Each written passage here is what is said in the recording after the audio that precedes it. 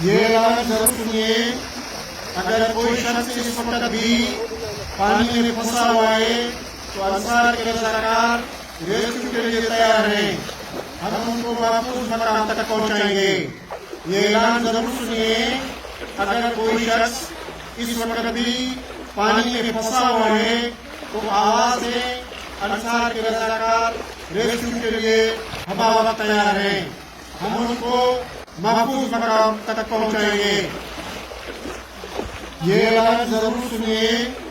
अगर कोई शख्स इस वक्त भी पानी में फंसा हुआ है तो अंसार के रज़ाकार रेस्क्यू के लिए तैयार हैं। हम उनको महफूज मकाम तक पहुंचाएंगे। ये ऐलान जरूर सुनिए। अगर कोई शख्स इस वक्त भी पानी में फंसा हुआ है तो आवाज है, अंसार के रज़ाकार रेस्क्यू के लिए हवा वक्त तैयार हैं। हम उनको महफूज मकाम तक पहुंचाएंगे। ये ऐलान जरूर सुनिए। अगर कोई शख्स इस वक्त भी पानी में फंसा हुआ है तो अंसार के रज़ाकार रेस्क्यू के लिए तैयार हैं। अगर कोई शख्स इस वक्त भी पानी में फंसा हुआ है तो आवाज है,